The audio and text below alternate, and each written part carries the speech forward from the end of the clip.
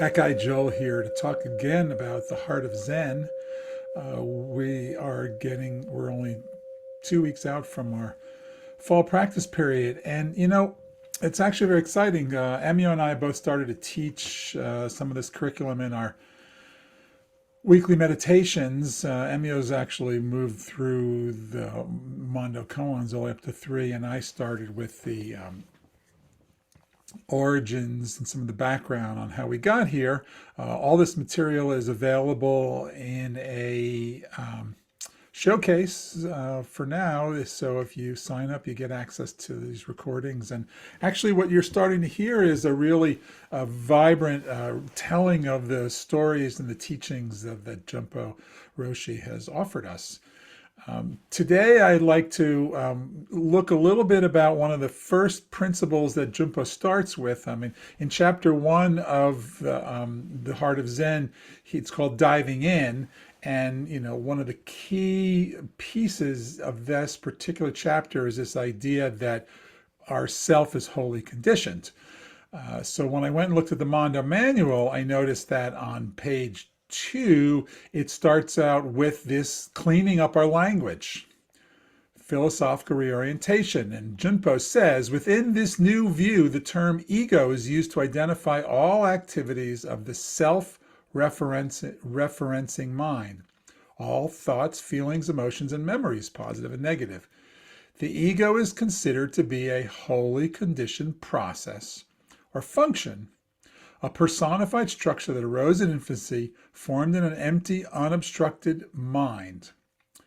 I'll say that again. The ego is considered to be a wholly conditioned process of or function, a personified structure that arose in infancy, formed in an empty, unobstructed mind. It is not viewed as a permanent, separate self. So, so you can go several directions with this, but if we go the historical Buddha the Buddha directions, the insights, three primary insights of the Buddha are impermanence, suffering, and no self. Okay, so that's in a way you could just say, well, that's sort of like the basic Buddhist idea. What Junpo's trying to do here is sort of say, let's take a modern perspective of it. So because of Freud and Jung, we've been working with the self, and very much of what we do is to understand ourselves through language, through our interpersonal dialogues. And so what the suggestion is that these thoughts, feelings, memories give us a sense that there is a self here. There's a real self. I mean, I'm Ekai or I'm Joel. That's here I am. I'm not Joel. I'm not Ekai. The question is A, is this conditioned? And B, is this solid, or is this really, I mean, in Buddhist terms, is it empty, or is it not fixed? And so let's start with condition. Well, condition means that I learn through my interdependencies to be the Joel that I am. So, and so this is where the nervous system is, my nervous system, your nervous system is designed to like, dislike, crave, averse. Okay. If I don't get what I want, then I'm unhappy. I start having feelings: happy, sad, mad, glad, afraid, ashamed. And so as I grow, I become more repetitively like certain paths of behavioral self. I become more like the me that I grew up to be. Okay, so this is something that's conditioned by my interpersonal reactions with my environment. We think we have a whole lot of choice, but as we grow more and more to understand ourselves, particularly through what we learn about psychotherapy, we start to recognize that a lot of the patterns that are the me that I know now occurred as strategies that evolved in relationship to my primary relationships. What are my primary relationships? Well, that's ma and pa and brother and friends and colleagues and the different bands of relationships that we have. So, am I conditioned? I am. Can I affect my conditionings? Absolutely. So, a lot of people don't think they like to meditate, and it's like, well, it's not, you just practice meditating, you'll get good at it. Or you start running and get good at it, or you learn how to play the piano and you get good at it. Or even if you don't get good at it, you still learn how to play enough to say, I can play the piano. So we can condition ourselves through behaviors. There's a whole behavioral psychology, cognitive behavioral therapy that allows us to train ourselves. If we take that one step further, we can begin to notice that we have habits. And these habits are the habits of self that we got used to. And a lot of the me that shows up are those habits. So when Junpo starts the Heart of Zen, he goes directly to this particular piece, right? Right understanding the first of the Eightfold Path, and understanding that the me that I think is me is really just a bunch of habits, okay? And those habits came around through my conditioning. So Junpo says, we have been taught and have chosen to believe that our ego is permanent. But in truth, our thoughts, feelings, memories, and emotions are temporary, just like our body. Okay, that's the first insight, anicca. Feelings come and go like the weather. I can try and hold on to them. Well, you try and hold on to them. Okay, see how it goes. Let me know how that is. So, in Mondo Zen, we start to think of those feelings as another piece of information, just like smell, touch, taste, sound, seeing, feeling. That's information. That's my body responding to the stimulus. And rather than focusing it as a fixed me, I can begin to notice that there's a certain reactivity that occurs pretty dependably. That's very dependent for me.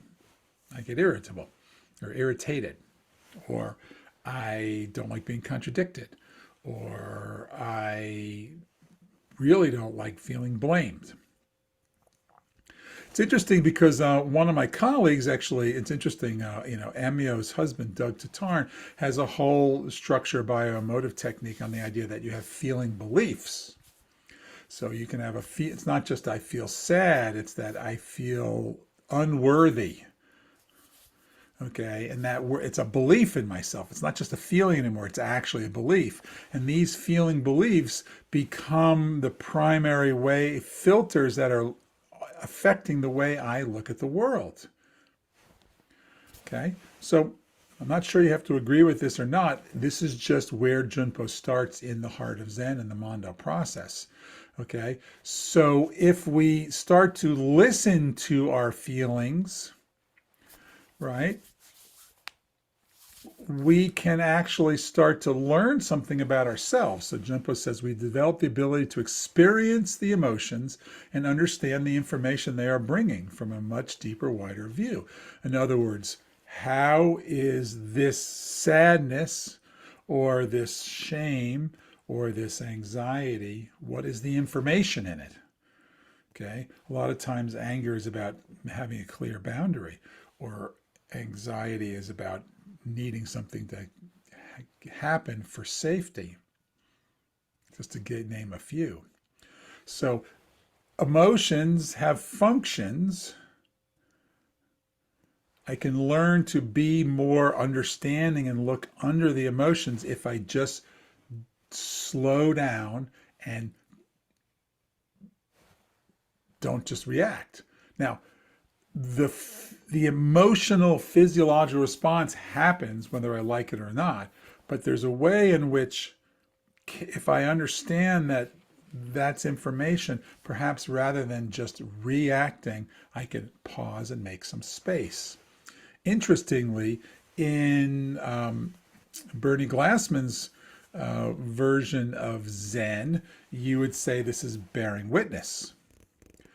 So bearing witness is sitting and being present for what is arising in front of me.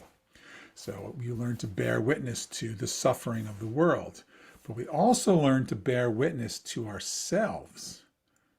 Okay, so this is a very, very key step in our learning, which is to practice bearing witness to what's arising inside. We do this on the cushion as a concentration practice. I'm focusing on an object. I notice I'm being distracted or my mind wanders. I bear witness and I come back. I notice that a reoccurring thought occurs about something that happened yesterday that I don't feel good about. I'm bearing witness to that.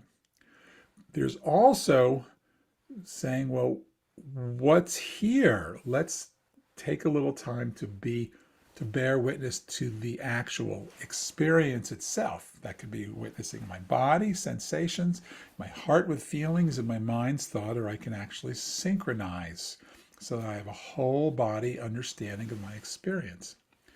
Nice on the cushion. Except Zazen and Zen isn't just on the cushion, it's all the time. There is no distinction. I practice on the cushion, but I live in the world. So the real Zazen practice is bearing witness to how I'm reacting in my daily life, how I show up for self and others, what my reactive is. So I become curious at how I am responding.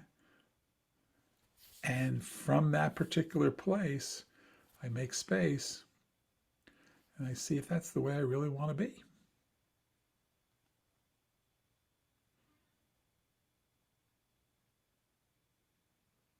It's great value in meditating.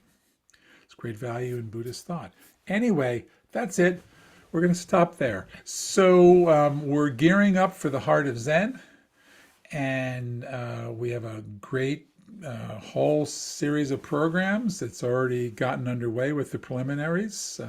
You're watching one of the preliminaries. If you'd like to get access to the regular preliminaries, they're coming up 2 or 3 a week at this stage of the game. And then on October 13th, I'll be doing a full 1 day on learning about this emotional response and emotional reactivity.